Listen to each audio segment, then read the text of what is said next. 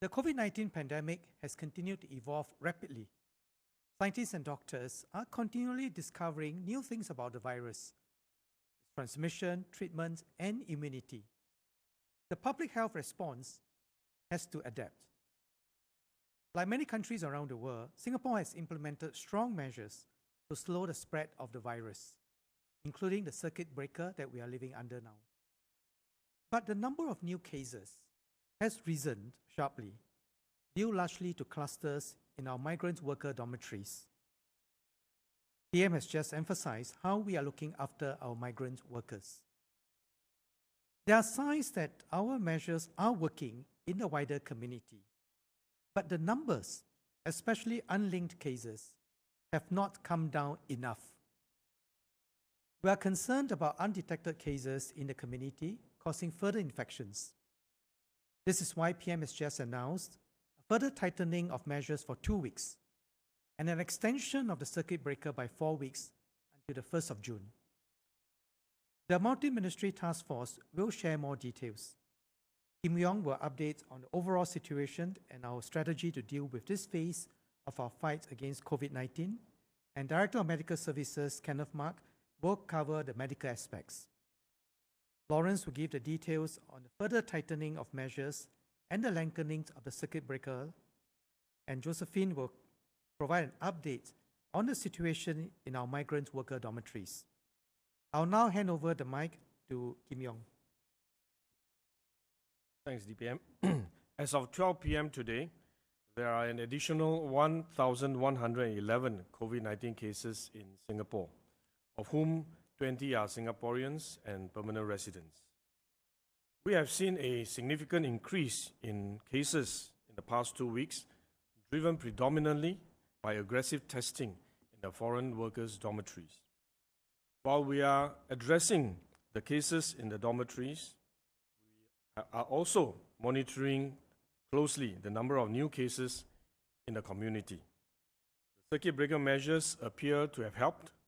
The number of new cases in the community has decreased from an average of 39 cases per day in the week before to an average of 29 per day in the past week.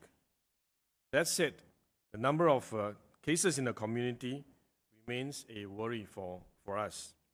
What is particularly concerning is that the number of unlinked cases in the community has not fallen, averaging about 20 cases a day. We have also been picking up COVID-19 cases from our surveillance programs. This indicates that there is continued seeding in the community. Many of them undetected because the illnesses are mild, symptoms are mild, but they are still infectious. We are now at the midpoint of the circuit breaker measures. It is therefore very critical for all of us to put in extra efforts in safe distancing so that we can break the transmission and further reduce the number of cases in the community. We will also extend the circuit breaker period by another 4 weeks until 1st of June 2020 to give more time for the circuit breaker measures to take effect on the ground and to ensure we stamp out the transmission. Lawrence will give further details on some of these measures. On patient care, our key focus is to ensure patients receive appropriate care. We must pay particular attention to the more vulnerable patients, for example, our seniors, the older workers, and we must also do what we can to avoid fatality at all possible. Patients who are more severely ill will continue to be treated in our acute hospitals. Those who are clinically well may be cared for at our community care facilities. And I want to take this opportunity to thank all our frontline workers, especially our healthcare workers, who have come forward to work very hard and to care for our patients. And I also want to thank all our partners who have stepped up and partner us and offer their assistance in many of our initiatives and programs. I want to take this opportunity to also thank fellow Singaporeans for doing their part in practicing safe distancing. We know Singaporeans have been looking forward to resuming their normal activities, but we need to push on for the safety of everyone, especially the more vulnerable in our society. Let us stay the course and overcome this crisis as one people. Now I'll ask DMS to give an update on the medical situation. Thank you very much, Minister. As of the 21st of April 2020, the Ministry, the Ministry of Health has confirmed an additional 1,111 cases of COVID-19 infection in Singapore. As Minister has said, 20 of them are Singapore residents, Singapore citizens or permanent residents. And we are still confirming the count. At this point in time, provisionally 1,046 work pass holders who are residing in our dormitories. A more detailed breakdown will be provided in the press statement later today. We continue to see a trend where the number of imported cases has come down very significantly. On most days, that has been zero since the 10th of April. Of the confirmed cases that we have, and in total we have 9,125 cases. We have discharged 39 patients today, and 27 patients are in the ICU. We continue to look after them to the best of our abilities. The remaining patients are looked after in a variety of different settings, and that includes those who are in our acute hospitals, those who are nursed and looked after within our community care facilities, as well as in isolation facilities that we have designated and set up within dormitories. We have a small number of patients who are currently within private hospitals, and they are recovering while awaiting confirmatory tests before we deem them suitable and fit to return to the community. Efforts remain to provide further support for all our foreign workers in the dormitories. We've set up medical teams and medical posts that provide support for all our 43 purpose-built dormitories. We are also arranging for a system of medical support that would provide augmented cover for workers who are also accommodated in other settings, including factory-converted dormitories. This has been with the strong support of our regional health systems. And I wish to acknowledge also the contributions of volunteers who have stepped forward under our SG Healthcare Core initiative. Many of them have come from a variety of different settings, including from the private sector, and they work hand in hand with our staff in the public healthcare institutions in the front line, supporting medical, giving medical treatment to factory workers in dormitories. We also have a strong partnership with the Singapore Armed Forces, who have stepped forward to provide us with invaluable support in many different areas, including contact tracing, in the management of quarantine operations, in helping us to establish and set up many of the medical posts that we have, in helping us to establish swab and isolation facilities that support the work of the dormitory medical system, as well as providing strong leadership within the dormitories, working very closely under the auspices of the Joint Task Force with the dormitory operators to ensure that there is a proper system in place for isolation and segregation. And we remain committed to make sure that we provide the best support we can, treating all our foreign workers and making sure that they receive good care. We will continue to establish more capacity in our community care facilities to accommodate the foreign workers who are infected and who present to us. And we remain committed to making sure that our entire healthcare system can respond flexibly to accommodate the increase in needs on the ground. Thank you. Good afternoon. As we all know, we are midway through the circuit breaker. We are already seeing some positive results, but we cannot be complacent, and this is the time now to continue to hunker down and give this a further push. So first, we call on everyone to do their part to minimize movement. Remember, the virus spreads through people, through our contacts with others, and when we go out and touch surfaces, and then our hands touch our faces. Yes, we can take precautions like safe distancing and wearing of masks, but the best way to beat the virus is to stay home. So if you need to go out to buy food, to buy groceries, go out alone. Don't turn this into an occasion for a family outing. And if you need to go out to exercise, exercise alone and in your own neighborhood. Don't travel out to exercise.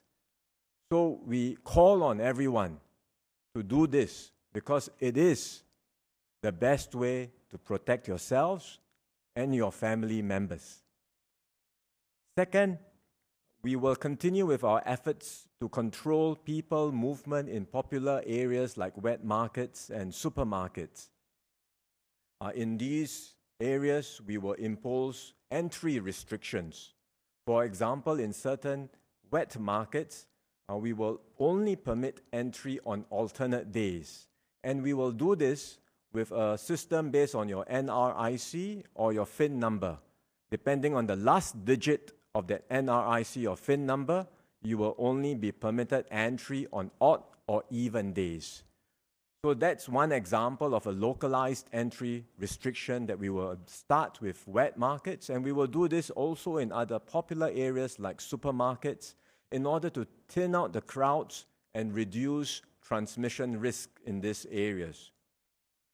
Third, we will close more workplaces and also tighten the list of essential services that are permitted. I mentioned this last week, and we are now ready to make this move. This is important because when we analyzed the local infected cases that occurred after the circuit breaker, many of them have been working as part of essential services or have family members who are working, because these are the people who are still out and about. We do need our essential workers. We appreciate their contributions, but we have to reduce the numbers who are working. And that's why we'll make a move to cut back the workforce who still have to commute daily from the current 20% to 15%. And we will do this by making cuts across all sectors of the economy, but also in businesses that are consumer-facing, including in F&B and other services. So this will mean that all of us may face some degradation of services, or we may not be able to access F&B or certain services that we have become accustomed to. And I hope everyone understands why we need to make this important move.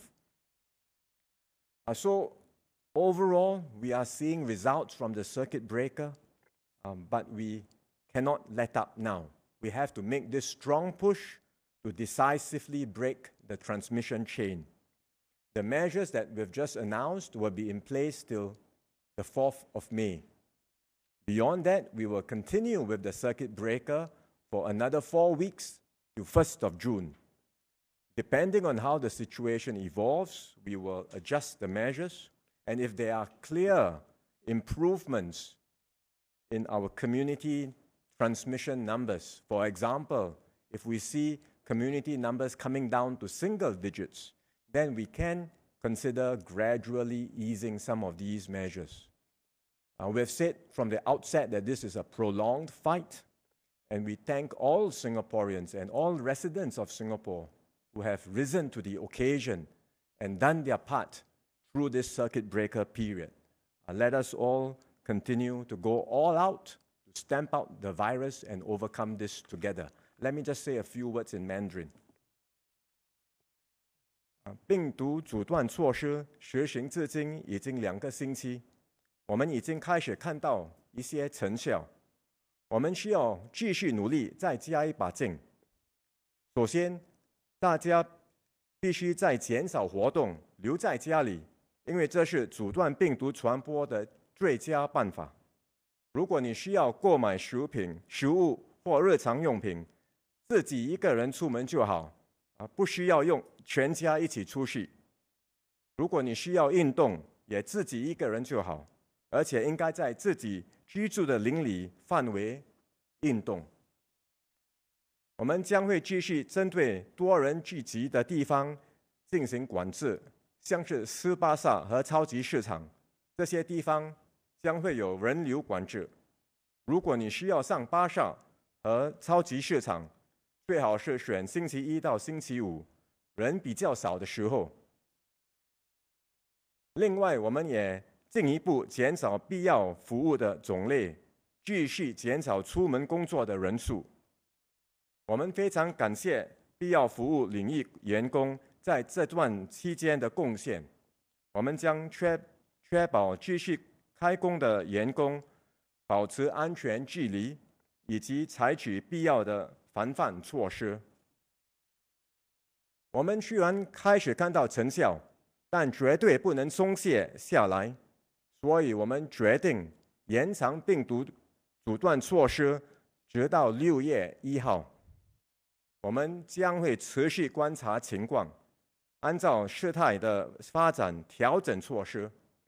如果病毒传播的情况有明显的好转，我们会考虑放宽某些措施。要成功对抗病毒，除了站在前线的医护人员，也需要你我的努力。我们希望大家都能遵守阻断措施，让我们早日打赢这场仗。谢谢。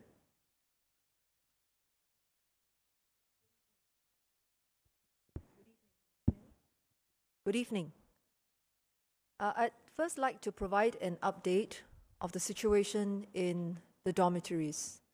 Previously, at the last virtual conference, I had sketched out our overall dormitory landscape, as well as the three-pronged strategies and the three key enablers for us to effectively implement the strategies.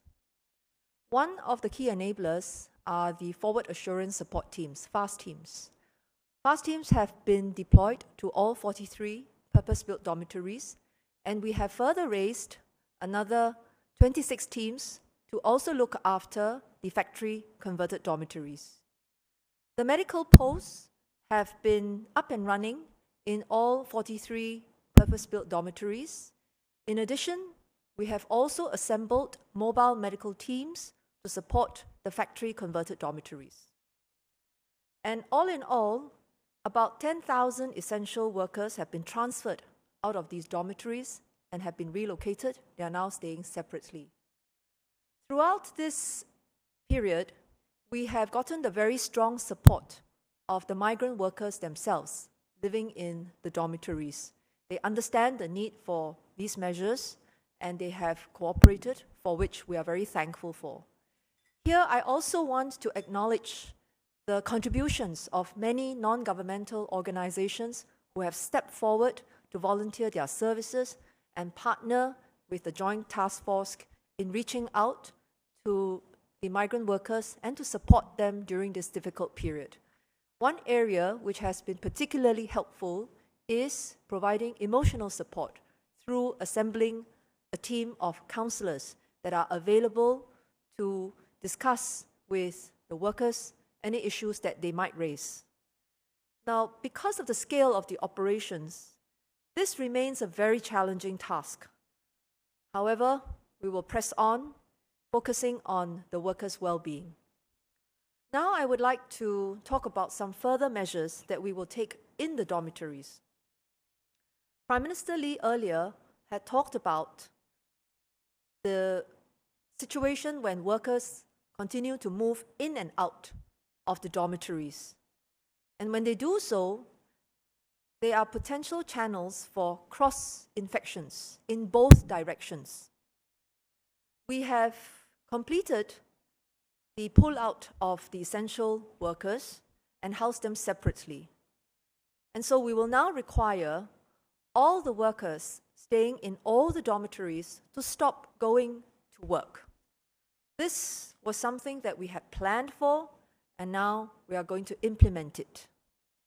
Now, this new condition applies to workers from all companies, including those that have earlier obtained exemption to operate, but which MTI will now notify to suspend operations for this period. We know that there are going to be some adjustments to be made by the companies, but we seek the cooperation of both the employers and the workers on this new condition. It is a necessary measure to minimize the risk of transmissions. I also want to add that with Ramadan around the corner, the Interagency Task Force has coordinated with caterers and the purpose-built dorm operators to provide timely pre-dawn and breakfast meals. This is very important to our Muslim friends, and we want to make sure that they are properly taken care of when Ramadan begins. The task force has also translated MUIS Ramadan Guide 2020 on religious observances to take into account the safe distancing measures. And this will provide guidance to the dorm operators on how to facilitate Ramadan religious practices. MUIS has also come in to develop videos for religious guidance tailored to the workers' needs. We're very thankful to MUIS for this very important partnership. The third part I want to cover is on the stay-home notices for workers in the construction sector. We decided to do this because contact tracing efforts suggest that the transmissions at common construction work sites may have contributed to the increase in the numbers of infected workers. So this is something that we have taken as an added precautions, and during the period of the stay-home notice, enforcement officers will conduct regular and random checks. They may make phone calls or send SMS messages to the affected workers and require the workers to respond to these messages or phone calls. We hope that the workers will respond in good time so that we can also check on their well-being, whether they are getting the support that they need, whether it is for food or for other items, particularly on healthcare. Now, because of the circuit breaker measures already in place, frankly, we are seeing very good cooperation from the workers that are affected by the stay-home notice as well as their employers. We're very thankful to them for understanding the need to implement this precautionary measure in a very quick fashion and for making the necessary adjustments. I think if we were to be able to follow through with this, work stoppages together with the closure of shopping areas, socializing areas, and coupled with the measures taken at the dormitories, we have a real chance of breaking these channels of transmission and a real chance of overcoming this hump in order that we may slowly bring back the recovery measures. That's all I have today. Thank you.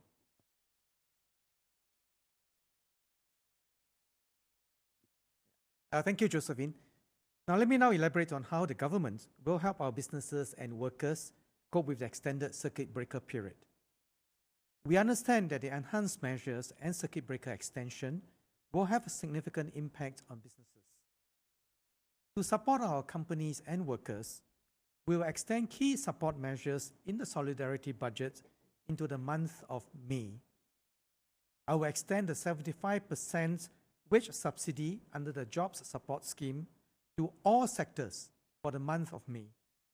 I urge our business leaders to do your best to retain your workers and make full use of the various grants for training and other schemes for upgrading corporate capabilities. I will further enhance the job support scheme to include certain groups of shareholder directors. These are employees of a company who are also shareholders and directors and who missed out on both the job support scheme and the self-employed income relief schemes. I will also waive the foreign worker levy due in May and provide employers with another $750 in foreign workers levy rebates for every foreign worker in employment. Families whose breadwinners have lost their jobs can apply for the COVID-19 support grant from 1st May 2020 and the Temporary Relief Fund. The extension of the Solidarity budget will cost $3.8 billion. To conclude, in the months of April and May, this will be a test of our resilience as individuals and as a society. We cannot be certain when the crisis will end, but what is certain is that we are here for you and we will support you. Our healthcare essential workers are central to our response to COVID-19, but the rest of us can do our part by staying at home, by encouraging those on the front line, and by helping the vulnerable and those around you. This is the spirit of Singapore Together. The coming weeks will be even more critical. I urge everyone to keep up this spirit of unity, resilience, and solidarity. As long as we stand with one another, we will emerge from this crisis stronger. Let me now say a few words in Mandarin. 总理刚宣布，阻断措施实行期将延长4个星期，这会带给企业和员工很大的压力。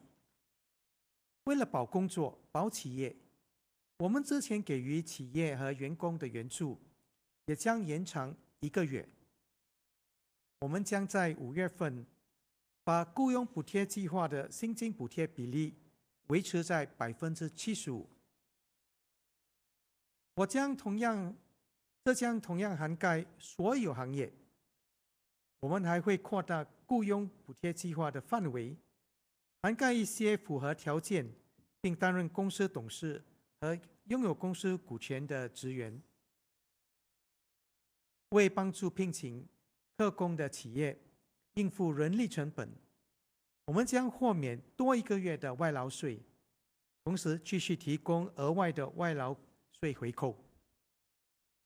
从2020年5月1日起，失业国人也可以申请冠状疫情薪金补贴，每月获得800元的补贴，为期3个月。这是非常时期，全民居家防疫，考验了国人的毅力和社会的韧性。每位国人现在都站在抗疫的前线上，我们要做好本分，不要慌，不出门，不乱传，为病疫尽一份力。这样一来，我们才能同舟共济，保健康、保工作、保企业。谢谢大家。Thank We're you, now- panelists. Thank you, panelists. We will now begin with the Q&A. Media agencies, please use the raise hand button if you would like to ask a question. May we have the first question from Timothy from Straits Times? Hi, thank you, Ministers, DPM. I'd like to ask, foreign workers are being tested very extensively here. So why is this not being done in the community? And would many more cases surface as a result? Do we not have enough tests and reagents in order to do this? And also, given that we are now seeing increasingly tightened movement control measures, possibly even at wet markets, supermarkets, are there any circumstances under which ordinary people, those not under stay-home notice or quarantine, will not be allowed to leave their homes at all, even to buy groceries or food? This is because, every time there's this announcement, we see big numbers of people flocking to the supermarket to panic buy. We will continue to conduct tests and screening for Singaporeans and for our foreign workers, but we do it in a very strategic way, focusing on the objective of the test. In the dormitory, for example, in the cases where we have a higher level of prevalence, we want to test them in the first instance to give us a better understanding of the general level of prevalence in the dormitory, so that we are able to establish the baseline, what is the prevalence level in the dormitories. And from our general surveillance, we also have been able to identify dormitories which have higher prevalence and dormitories which have lower prevalence, and some dormitories actually do not have any case at all for the time being. And therefore, our approach, our strategy in dealing with different dormitories of different prevalence levels will also be different. So therefore, it allows us to determine what approach we should take with respect to the different dormitories based on the prevalence levels in these dormitories. And we also use these tests to identify positive patients so that we are able to provide the necessary medical attention for them. Whereas in the community, because every Singaporean is in the community, we have millions of Singaporeans, we will not be able to test every one of them. So even in the community, we do targeted testing. For those who are continuing to work, for example, we also will test them to make sure that they are not infected while they are going to work. But of course, we will not be able to test them every day. And therefore, we do targeted testing as well, especially when they are being brought out, the essential workers, they are being brought out from the dormitories and separately accommodated, like Minister Josephine mentioned just now. We test them to make sure that they are not infected, and we will continue to test them regularly because while they're in the community, there's always a risk for them to be infected. But for the general population, I think the best strategy is really to stay at home. If you are able to stay at home, minimize the contact, minimize exposure in the community, then the risk will be significantly lower for getting the infection. And therefore, if your risk is significantly lower, then the testing will not be meaningful or effective. So I think that therefore, we need to make sure that our testing is always very targeted, very strategic, and serves a specific purpose. And at the same time, we are also continuing to ramp up our testing capability and capacity so that we are able to be more effective in detecting cases. And in addition to the these COVID-19 testing screening programs, we also have a surveillance program, what we call sentinel surveillance. As I mentioned in my opening remarks, these are surveillance programs that we do random testing in the community. The idea is to pick up cases that would otherwise have not been detected because they are either mild or they don't see complained about possible COVID-19 and they do not have case histories, and therefore, but we still test them, and we have been able to pick up a few cases, and these also reflect the fact that there are underlying cases they are transmitting in the community, and that is why we need to put in extra efforts in these circuit breaker measures to make sure that we are able to bring down these community cases, particularly those that are unlinked. This way, we will overall generally reduce the risk of transmission in the community. Can I just respond to the question on whether or not people can go out? And just to be very clear, we are mindful that some people do have difficulties being isolated at home and being cooped up at home for long periods. It is genuinely difficult. It can lead to social, emotional difficulties, and which can all impact on people's well-being and health. And that's why we do allow people to go out for essential activities. What we are saying is when you go out alone, do what you need to do, run your errands, buy your food and groceries, and then come back as soon as possible. Minimize movement as far as possible and avoid going out as a family, even if you are living together, right? Because if you go out in groups as a family, you end up with more movement, more likelihood of transmission, more risks. So overall, the best thing to do, go out individually and keep the movement to a minimum.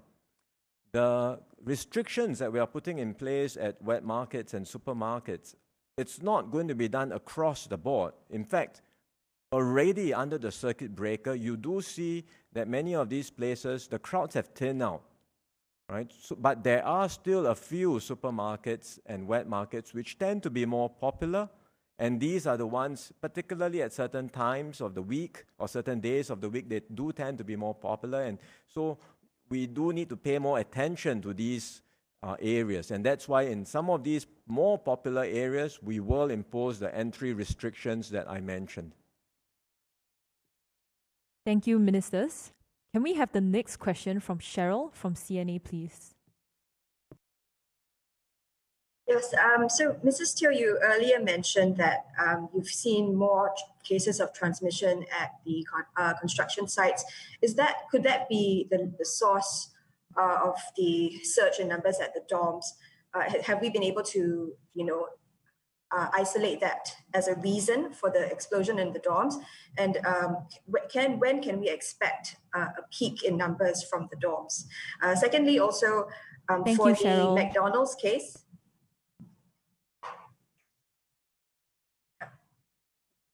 Thank you, Cheryl. Now, the epidemiological findings does provide us with some preliminary clues. We are very keen to understand how the transmissions amongst our migrant workers came about, because we really do want to stamp out the transmissions, and this will be important going forward as well.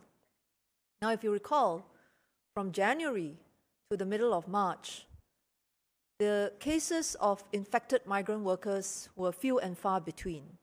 And then sometime in the middle of March, they started popping up around the same time in some dormitories, not in all dormitories. The contact tracing does suggest that the migrant workers, although they lived in different dormitories, they had common work sites. And if you look at the pattern of their socializing during the rest days, there are certain areas that they frequented. And these were also the same places that they went shopping. So the measures that we are taking at the dormitories today have to be taken together with work stoppages as well as the closure of shopping areas. We think that the areas where the transmissions can occur actually can amplify the effect on each other. Because if you go to work at the same work site, but at the end of the work day, you go back to different dormitories, and if a transmission had occurred at the work site, then in fact, it wasn't just where the original infected workers were staying, it will be to other dormitories where the transmission had previously not occurred. Now you can extend this to also include the places where our migrant workers are very likely to socialize. It is part of human nature to socialize, and there's nothing wrong with socializing. But every activity that brings people together is also an opportunity for the virus to spread. And that is what we are learning about the virus. It spreads very easily through all kinds of human contact. And whether it is the workplace or places where we live or places where we socialize, these are all areas where transmission can occur. And if we really want to break the chain of transmissions, we've got to intervene at all of these places. Thank you, Minister. Can we have the next question from Stefania from Financial Times, please? Hello, thank you very much. I had a bit of a general question about the trend for coronavirus in Singapore. Obviously, we've seen an enormous jump just in the last 2 weeks, from about 1,500 now to more than 9,000. It's a vastly different situation compared to the initial stage of the outbreak here in Singapore. So could the panel respond to the question, what has gone wrong in the last few weeks? And for example, in the foreign worker dormitories case, which obviously is driving a lot of the numbers at the moment, did authorities not start moving out the foreign workers out of the dorms earlier because it would have been hard for you to justify such a large-scale operation with potentially very high costs, with there being no outbreak in dorms, sort of doing that level of operation before seeing a big jump in numbers? Would it have been difficult essentially to justify doing so because of the high cost of such an undertaking? Yeah, thank you. I think it's important to understand the rise in numbers, particularly coming up from the migrant worker dormitories, are not new cases of infections. As we have highlighted, the teams are in the dormitories testing workers, not just workers who have reported sick or have symptoms, but even workers who are well and with no symptoms, they are already enforcing safe distancing. They are separated from one another, not intermingling. But when we go in to do an active sweep of the dorms, testing them, we are finding that many of them, even without reporting sick, in fact, have been infected with the virus. And that's the reason why with this aggressive testing regime that we are doing to determine the extent of infection in the dormitories, that's why you see high numbers popping up every day, because it's a very aggressive sweep of the workers inside the dorms, even when they are not sick, even when they have no symptoms. What this suggests is that, in fact, the infections have been occurring for some time, starting very early, and it has been going on and circulating. Otherwise, you would not have been able to pick up such high numbers. So this is what we are doing now, going into the dormitories. We have a strategy to test the workers, to separate the ones who are infected from the ones who are healthy, and to ensure the well-being of each and every migrant worker in the dormitories and outside the dormitories. We have a strategy for that. That's one strategy, but as I've said before, we are tackling the virus on two fronts: the migrant worker front, and also the rest of the community, the rest of the general population. And there, if you look at the efforts, as I've said, we are seeing results.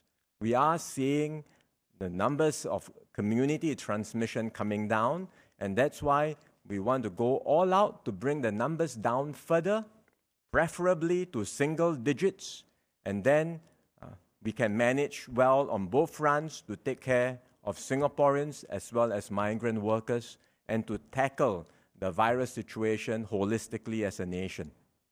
Can I just add a point, if you, excuse me? It's not just a question of cost, and I think it's an important point to make. This is not just about cost. If you look at the measures that were taken at the dormitories from the beginning of January, we reached out to the dormitory operators and asked them to raise the hygiene standards.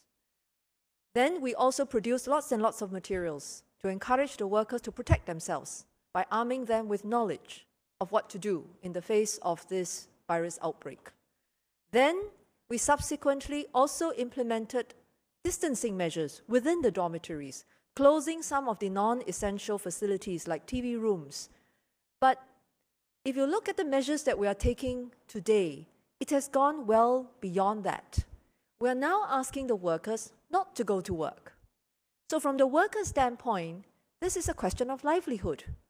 Now, to say that we could have done this much earlier, I think really does not reflect an understanding of the workers' own concern. It would not have been so easy to tell the workers, please don't go to work, because we want to protect you. You have to do this in the context of a circuit breaker where all work mostly have come to a stop. We would have had to ask the workers not to cook for themselves, prepare the meals that they like at the end of the day, in order for them not to use the communal kitchens and interact with each other. We would have had to ask the workers, please don't go out on your rest days. Please stay in your rooms. Please don't interact with your friends. So it's not just a question of cost. It is also a question of what is necessary to break the transmission. And it is important for us to recognize this and not frame this really from a cost viewpoint, and and as a result conclude that we didn't undertake these measures earlier only because of cost. It is not that at all. It is that to break the transmission, you really need a whole host of other things to happen. Work stoppages, closing shopping areas, preventing people from socializing from one another. It goes well beyond cost.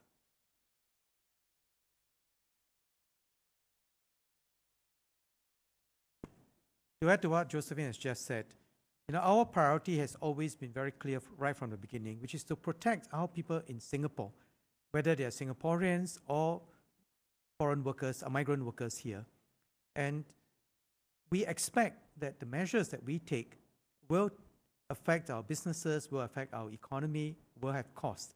But we are prepared for that, and that is why we had 3 budget measures, and today I'm just announcing another set of support for our businesses and workers. Also, I started this conference by saying that the COVID-19 pandemic has continued to evolve rapidly, not just in Singapore, but all over the world.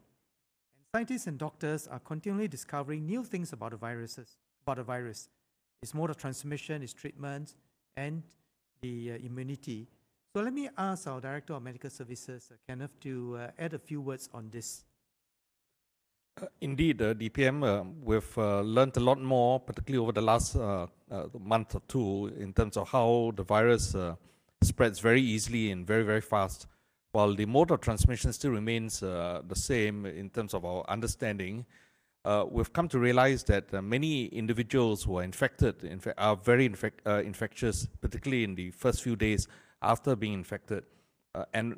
Because they're shedding the virus very early at a stage when they are just having minimal symptoms or even asymptomatic, it leads to a high risk of spread occurring very fast, particularly in settings where there's a lot of communal activity. People are coming together. We've seen this in the cluster associated with Safra Jurong, where people are coming together in close proximity for group singing activities. We're seeing this now even in the dormitories, when people are coming together for communal eating, sharing things together. Even in the workplace, the workers, in fact, are very close together. So that close proximity, that activity is lending itself to rapid spread of infection, particularly in these settings. And it's therefore very important for us to appreciate this and to minimize our contact, particularly when we engage in activities that increases that risk of exposure for us. We've always talked about the need to respect personal hygiene, washing our hands. Now we've also been telling you about practicing safe distancing. We think these are all relevant. But in fact, in order to disrupt this chain of transmission, particularly in the settings where spread can occur so quickly, it's in fact important now for us also to emphasize not to go out, minimizing unnecessary activities, and even in settings where we are with others, practicing that safe distancing is very, very important, even at home. Thank you, panelists. We now have time for the last 2 questions. Can we have Aradhana from Reuters to ask her question? Thank you, ministers. I'm just looking for some data here. I was wondering if you can tell us what percentage of the confirmed cases in Singapore were asymptomatic when they were tested, and also what percentage of the confirmed cases in the dormitories were asymptomatic when they were tested? Thank you very much for the question. Unfortunately, I don't have the data at this point in time to be able to give this to you. We hope as more information comes out, we'll be able to convey this to you in the media as well. Part of the reason why that's not easily available is because we're testing people and confirming cases across multiple settings. It takes time for us to bring that level of information together. We're testing across settings where people report to our medical posts with symptoms, but yet at the same time, we're also doing some level of active case surveillance, active case finding in some of the other dormitories, where a number of these other individuals have either no symptoms or mild symptoms. So once we have that data, we will try to give that to you. Thank you, DMS. Can we have Hee Ai from Wampao to ask your question, please? Hi. So basically my question is about testing. So what is our capacity for in terms of our tests, and how many tests have we done for foreign workers and also within the community itself? And just now PM Lee mentioned about us buying from other countries. So why is there a need to do so when we have our own capabilities already? Is it because supply is not we are not able to produce the test kits fast enough? Thank you. Well, we are continuing to test, and we, in fact, have tested a lot more than what we used to at the early phase of this particular outbreak. To give you a sense of the numbers, we actually, just in the foreign worker setting alone, we've been testing anything between 1,005 to perhaps about 2,005. The number varies from day to day, in part also because on certain days, we ramp up testing in the dormitories, including active case finding. But in other settings, we in fact emphasize and prioritize testing for workers who continue to be in fact contributing to Singapore through the provision of essential services. And that testing is to assure us, not just those of us within the task force, but also the public, that the workers that are continuing to contribute are in fact not infected, and they are not at risk of transmitting infection to other people in the community itself. So the number varies. We also test across other settings, as you know, for other people who may have infection or suspect cases in the community. And therefore, the number sometimes would rise as close to 2,008 or even 3,000 in a day. But the number would vary on a day-to-day basis.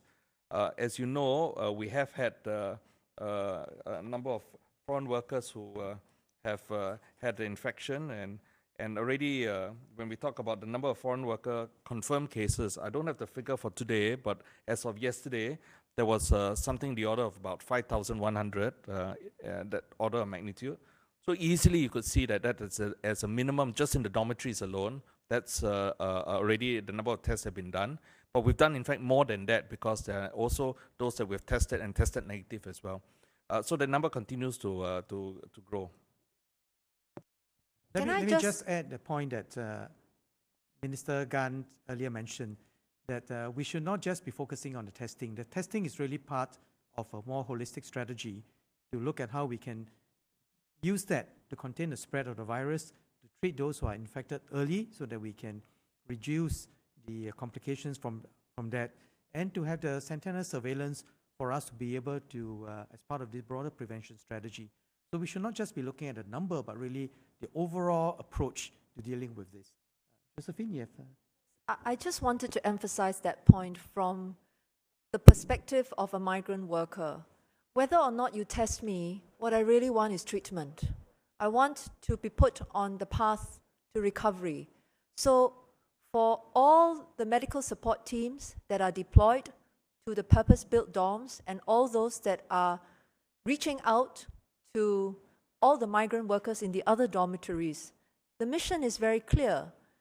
We are trying to identify all of the migrant workers who need our support. And whether or not we test them, as long as they present symptoms, what you really want to do is to be able to isolate them, and you want to be able to treat them. And I think the emphasis has to be on the isolation and, more importantly, the treatment. At the end of the day, for the migrant worker, it is the treatment and going back on the path of recovery. That is what matters most. Can I just clarify that there was a question of why we are still buying more, and since we are able to produce ourselves? I think first we want to keep our options open.